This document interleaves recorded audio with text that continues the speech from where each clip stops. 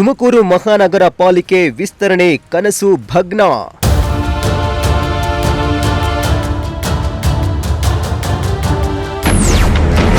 ಜನಗಣತಿ ನೆಪದಲ್ಲಿ ಪ್ರಸ್ತಾವನೆ ಕೈಬಿಟ್ಟ ಸರ್ಕಾರ.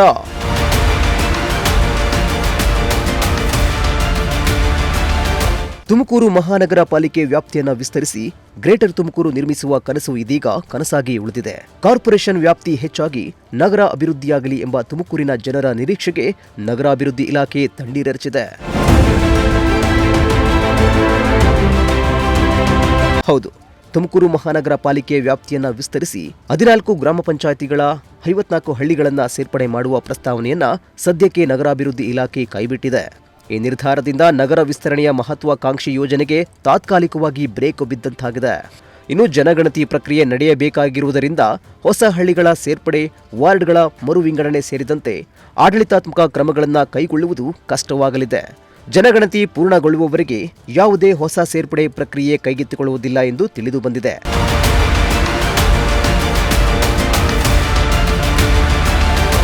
ಇನ್ನು ಈ ಬಗ್ಗೆ ಪಾಲಿಕೆ ಮಾಜಿ ಸದಸ್ಯ ಮಾತನಾಡಿ, ಜಿಲ್ಲಾ ಉಸ್ತುವಾರಿ ಸಚಿವ ಪರಮೇಶ್ವರ್ ಅವರು ಪಾಲಿಕೆ ವಿಸ್ತರಣೆ ಮೂಲಕ ಗ್ರೇಟರ್ ತುಮಕೂರು ರೂಪಿಸುವ ಕನಸು ಕಂಡಿದ್ರು. ಈ ಬಗ್ಗೆ ಸರ್ಕಾರಕ್ಕೆ ಮನವಿಯನ್ನ ಸಲ್ಲಿಸಿದ್ರು. ತುಮಕೂರು ವೇಗವಾಗಿ ಬೆಳೆಯುತ್ತಿದ್ದು, ಯೋಜನೆಯಂತೆ 14 ಗ್ರಾಮ ಪಂಚಾಯಿತಿಗಳ 54 ಗ್ರಾಮಗಳು ಸೇರ್ಪಡೆಯಾಗಿದ್ದರೆ ತುಮಕೂರು ನಗರದ ವ್ಯಾಪ್ತಿ 3 ಪಟ್ಟು ದೊಡ್ಡದಾಗುತ್ತಿತ್ತು. ಹೀಗಾಗಿ ಮುಂದಿನ ದಿನಗಳಲ್ಲಿ ಮೂಲಭೂತ ಸೌಕರ್ಯವನ್ನ ಒದಗಿಸಿ ತುಮಕೂರು ನಗರ ಬೆಳೆಯಲು ಸರ್ಕಾರ ಅವಕಾಶ ಮಾಡಿಕೊಡಬೇಕು ಎಂದರು.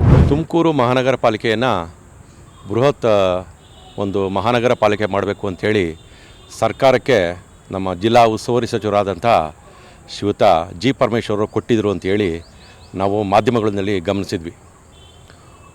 ತುಮಕೂರು ಬೃಹತ್ ಮಹಾನಗರ ಪಾಲಿಕೆಗೆ 54 ಹಳ್ಳಿ 14 ಪಂಚಾಯತಿಗಳನ್ನು ಒಳಗೊಂಡ ತುಮಕೂರನ್ನು ಈಗ ಹಾಲಿ ತುಮಕೂರಿನ 35 ವಾರ್ಡ್ ಸೇರಿ ಒಂದು ಬೃಹತ್ ಮಹಾನಗರ ಪಾಲಿಕೆ ಮಾಡಬೇಕು ಅಂಥೇಳಿ ಸರ್ಕಾರಕ್ಕೆ ಪ್ರಸ್ತಾವನೆ ಸಲ್ಲಿಸಿರುವ ಉದ್ದೇಶ ಸಾರ್ವಜನಿಕರಿಗೆ ಸರಿಯಾಗಿ ಮಾಹಿತಿಯೇ ಇರಲಿಲ್ಲ.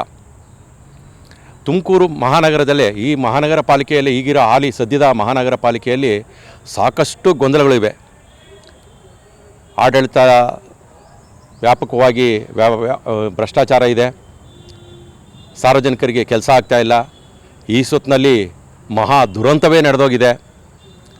ಲಂಚಾವತಾರದ ಒಂದು ಕಚೇರಿಯಾಗಿ ಮಾರ್ಪಟ್ಟಿದೆ.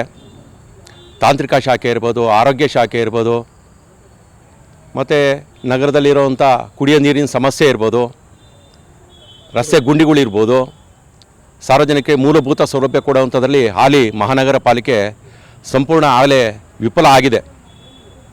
ಕಸದ ವಿಚಾರದಲ್ಲಿ ನಾವು ಹೇಳಬೇಕು ಅಂತಂದರೆ ಅದು ಸಾಕಷ್ಟು ಅಗರ ಆಗಿದೆ. ಇಷ್ಟೆಲ್ಲ ಇಟ್ಕೊಂಡು ತುಮಕೂರು ಮಹಾನಗರ ಪಾಲಿಕೆಗೆ 1995ರಲ್ಲಿ 22 ಹಳ್ಳಿ ಸೇರಿಸಿ ಏನು ನಗರಸಭೆ ಅಂತ ವಿಸ್ತಾರ ಮಾಡಿದ್ರು. ತದನಂತರದಲ್ಲಿ 2013ರಲ್ಲಿ ಮಹಾನಗರ ಪಾಲಿಕೆ ಮಾಡಿತು. ಆ ಮಹಾಪಾಲಿಕೆ ನಂತರದಲ್ಲಿ ಕಳೆದ 12 ವರ್ಷ 13 ವರ್ಷದಿಂದ ಯಾವುದೇ ಗುರುತರವಾದಂಥ ಯಾವುದೇ ಒಂದು ಅಭಿವೃದ್ಧಿ ಚಟುವಟಿಕೆಗಳು ನಡೆದೇ ಇಲ್ಲ. ಬೆಂಗಳೂರಿಗೆ ಹತ್ತಿರವಾಗಿ ಕೇವಲ 70 ಕಿಲೋಮೀಟರ್ ದೂರದಲ್ಲಿದೆ. ಕೈಗಾರಿಕೆ, ಶೈಕ್ಷಣಿಕ, ಆರ್ಥಿಕವಾಗಿ ಏನು ಬೃಹತ್ ವ್ಯವಸ್ಥಿತವಾಗಿ ಏನು ತುಮಕೂರು ನಗರ ಬೆಳೀತಾ ಇದೆ, ಆ ತಕ್ಕನಾಗಿ ನಮ್ಮ ಮೂಲಭೂತ ಸೌಲಭ್ಯ ಕೊಡೋದ್ರಲ್ಲಿ ಸರ್ಕಾರ ವಿಫಲ ಆಗಿದೆ ಮತ್ತು ಮಹಾನಗರ ಪಾಲಿಕೆ ಸಂಪೂರ್ಣವಾಗಿ ವಿಫಲ ಆಗಿದೆ ಅಂತ ನಾನಾದರೂ ಭಾವಿಸ್ತಾ ಇದ್ದೀನಿ. ಮತ್ತು ಇದನ್ನು ದಿನೇ ನಾವು ಪ್ರತಿನಿತ್ಯವೂ ಸಹ ಹಲವಾರು ಸಮಸ್ಯೆಗಳನ್ನ ಮಹಾನಗರ ಪಾಲಿಕೆ ಗಮನಕ್ಕೆ ತರ್ತಾನೇ ಇದ್ವಿ.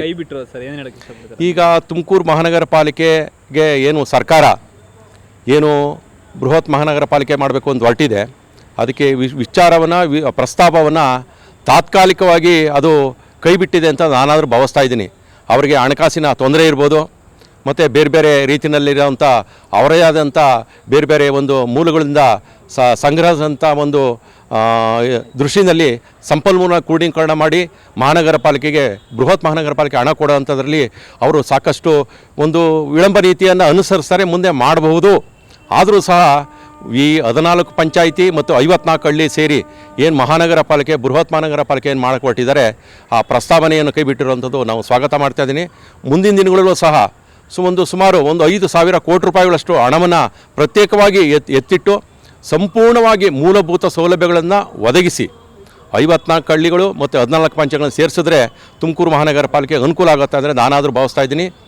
ಇದು ಮುಂದಿನ ದಿನಗಳಲ್ಲಿ ಒಂದು ವ್ಯವಸ್ಥಿತವಾದಂಥ ಒಂದು ತುಮಕೂರು ನಗರ ಬೆಳವಣಿಗೆಗೆ ಅವಕಾಶ ಮಾಡಿಕೊಡ್ಬೇಕು ಅಂತ ಸರ್ಕಾರಕ್ಕೆ ನಮ್ಮ ಜಿಲ್ಲಾ ಉಸ್ತುವಾರಿ ಸಚಿವರಿಗೆ ಮಾನ್ಯ ಮುಖ್ಯಮಂತ್ರಿಗಳಿಗೆ ಆಗ್ರಹಿಸ್ತಾ ಇದ್ದೀನಿ. ಇನ್ನು 1995ರಲ್ಲಿ ನಗರಸಭೆಯಾಗಿದ್ದ ಸಮಯದಲ್ಲಿ ನಗರದ ವಿಸ್ತರಣೆ ನಡೆದಿತ್ತು. ಆದರೆ ಕಳೆದ 30 ವರ್ಷಗಳಿಂದ ತುಮಕೂರು ನಗರ ವ್ಯಾಪ್ತಿಯನ್ನು ವಿಸ್ತರಿಸಿಲ್ಲ. ನಗರಸಭೆಗೆ ಇದ್ದ ವ್ಯಾಪ್ತಿಯನ್ನು ಉಳಿಸಿಕೊಂಡು ಮಹಾನಗರ ಪಾಲಿಕೆ ರಚನೆ ಮಾಡಿದ್ದು 35 ವಾರ್ಡ್ಗಳನ್ನು ವಿಂಗಡಣೆ ಮಾಡಲಾಗಿತ್ತು. ಹೀಗಾಗಿ ಈವರೆಗೆ 35 ವಾರ್ಡ್ಗಳಿಗೆ ಮಾತ್ರ ಚುನಾವಣೆ ನಡೆದುಕೊಂಡು ಬಂದಿದೆ. ವ್ಯಾಪ್ತಿ ಹೆಚ್ಚಾದರೆ ವಾರ್ಡ್ಗಳ ಸಂಖ್ಯೆ 50ಕ್ಕೆ ಏರುತ್ತಾ ಇತ್ತು. ಆದರೆ ಪಾಲಿಕೆ ವಿಸ್ತರಣೆ ತಡೆ ಹಿಡಿದಿರುವ ಬಗ್ಗೆ ಯಾವುದೇ ಅಧಿಕೃತ ಮಾಹಿತಿ ಇಲ್ಲ. ನಮಗೆ ಈ ಬಗ್ಗೆ ನಗರಾಭಿವೃದ್ಧಿ ಇಲಾಖೆಯಿಂದ ಯಾವುದೇ ಮಾಹಿತಿ ಇಲ್ಲ ಅಂತಾರೆ ಆಯುಕ್ತರು. ಈಗಾಗಲೇ ಮಹಾನಗರ ಪಾಲಿಕೆ ವಿಸ್ತರಣೆಯನ್ನು ಈಗಾಗಲೇ ಅದು ಚಾಲ್ತಿಯಲ್ಲಿದ್ದಂಥ ಒಂದು ಸುದ್ದಿಯಾಗಿರುತ್ತೆ.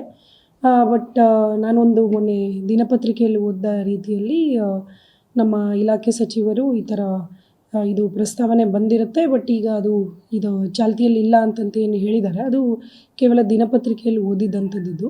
ಒಫಿಷಿಯಲ್ ಆಗಿ ನಮ್ಗೆ ಯಾವುದೇ ಕರೆಸ್ಪಾಂಡೆನ್ಸನ್ನು ಇದುವರೆಗೂ ನಗರಾಭಿವೃದ್ಧಿ ಇಲಾಖೆಯಿಂದ ಮಾಡಿರೋದಿಲ್ಲ. ಮಾಡಿದ ತಕ್ಷಣ ನಾನು ತಮಗೆ ತಿಳಿಸ್ತೀನಿ. ಇಲ್ಲ ಅದದ್ದು ಇದರದ್ದು ಕನೆಕ್ಟೆಡ್ ಅನ್ನೋದಲ್ಲ. ಯಾವ ವಿಚಾರಕ್ಕಾಗಿಲ್ಲ ಅನ್ನೋದು ನಾವು ಸ್ಪಷ್ಟವಾಗಿ ನಮಗೆ ಅಫಿಷಿಯಲ್ ಆಗಿ ಕರೆಸ್ಪಾಂಡೆಂಟ್ ಆದಮೇಲೆ ಗೊತ್ತಾಗುತ್ತೆ. ಅದರ ಊಹಾಪೋಹ ಮಾಡೋದು ಸೆನ್ಸಸ್ ಇದೆ ಅಂತ ಆಗ್ತಿಲ್ಲ ಅನ್ನೋದು ಅದೆಲ್ಲ ಇದಲ್ಲ. ಇದು ಮುಂಚೆನೇ ಪ್ರಸ್ತಾವನೆ ಸೆನ್ಸಸ್ ಬರೋಕ್ಕಿಂತ ಮುಂಚೆನೇ ಹೋಗಿರುತ್ತೆ. ಬಟ್ ಯಾವ ಕಾರಣಕ್ಕೆ ಎಕ್ಸಾಕ್ಟ್ಲಿ ಆಗಿಲ್ಲ ಅನ್ನೋದನ್ನು ನಾನು ತಮಗೆ ತಿಳ್ಕೊಂಡು ಹೇಳಬೇಕು.